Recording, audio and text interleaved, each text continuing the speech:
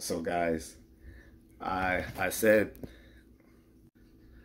in previous videos that with the 6-3 split in the U.S. Supreme Court, with there being 6 conservatives on the bench and 3 liberals, all women, 1 Puerto Rican, 1 black, 1 white,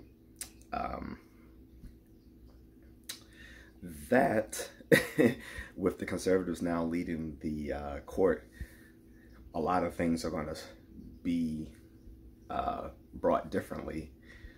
We've already seen it, and I said the affirmative action decision was just the tip of the iceberg. And we know last year they got rid of Roe versus Wade. And so far, what else has happened besides the affirmative action? The student loan forgiveness was rejected. Now, that was a big bummer to me and a lot of folks, but it was expected. It was completely expected. I don't know why Biden even thought that had a legitimate chance in that court. Besides that, I want student loan forgiveness too, but the way he based it off of the COVID Relief Act was stupid. It seemed like, I don't know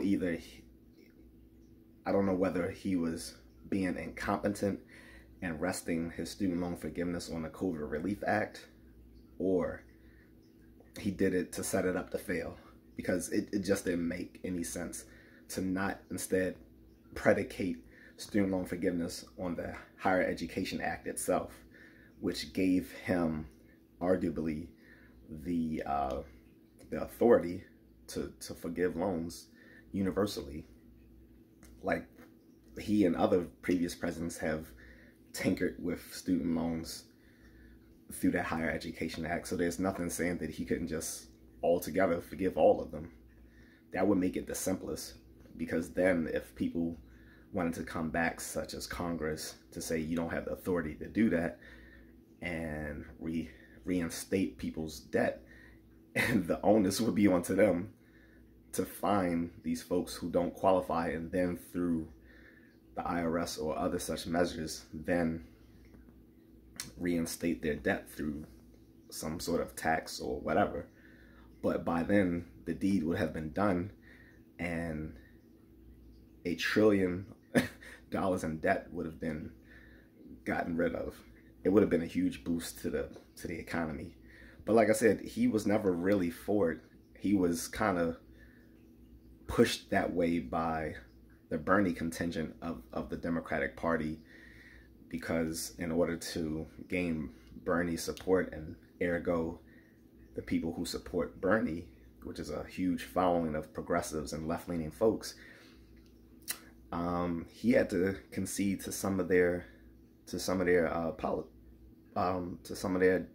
things on their agenda. So that was thrown out by the court, student loan forgiveness. Like I said, that was a bummer, but it was expected, because it was stupid to rest it on COVID Relief Act, among other things.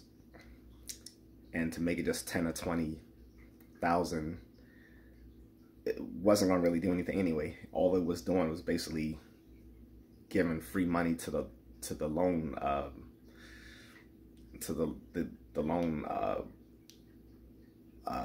folks.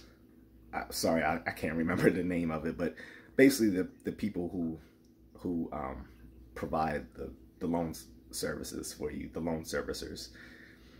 It would have basically been free money to them, and done not much to folks who still owe quite a chunk of cash and student loans, including yours truly here. But in any case, then there was also the decision by the court to not force I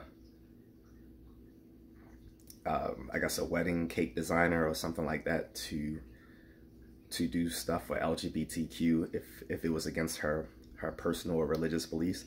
I agree with that. Like, whether you support the LGBTQ or not, if you run a private business, you shouldn't be forced to cater to people that you don't believe in what they do. And that works the other way around too. Think of an LGBTQ person being forced to cater to people who hate them. That wouldn't be right either, right? It seems people put on blinders when it comes to their own beliefs. But you want stuff that can be universally applied.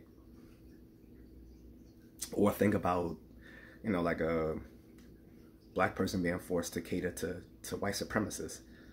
Like, they want like a cake with like a, you know, the Klan outfit on it or something. It's just many scenarios that could play out that would show why it's such a bad idea to force private businesses to cater to groups or individuals who practice certain beliefs or other things that they find to be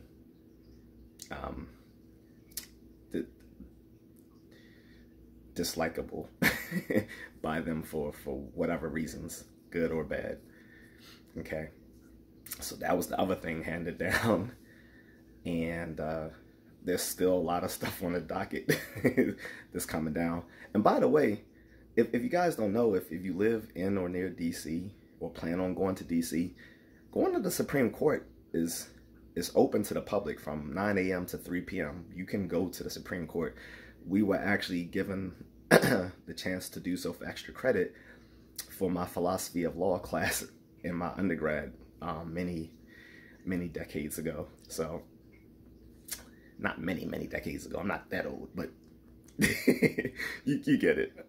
It's been many moons since I was an undergrad, and yeah, the U.S. Supreme Court is open to the public from 9 a.m. to 3 p.m. if people want to actually watch this happen in real life, as opposed to catching it on the news.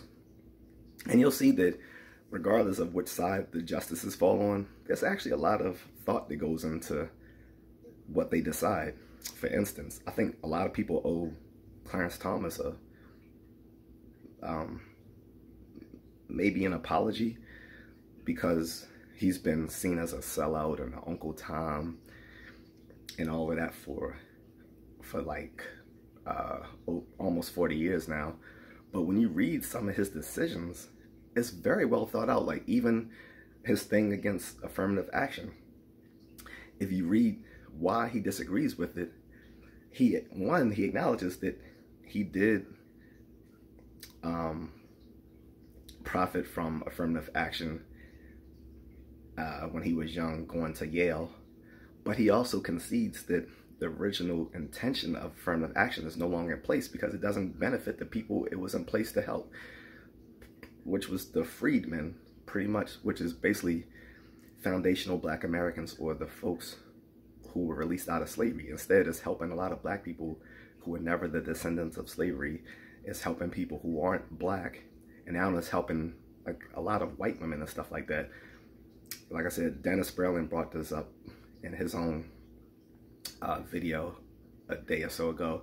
I linked it in my previous video. But yeah, there's a lot of thought that goes into what Clarence Thomas says, and we as black men might owe him an apology, because some of the stuff he was doing was actually very well thought out, and he's actually looking towards the benefits of black people, particularly black men. And I think that needs to be seen.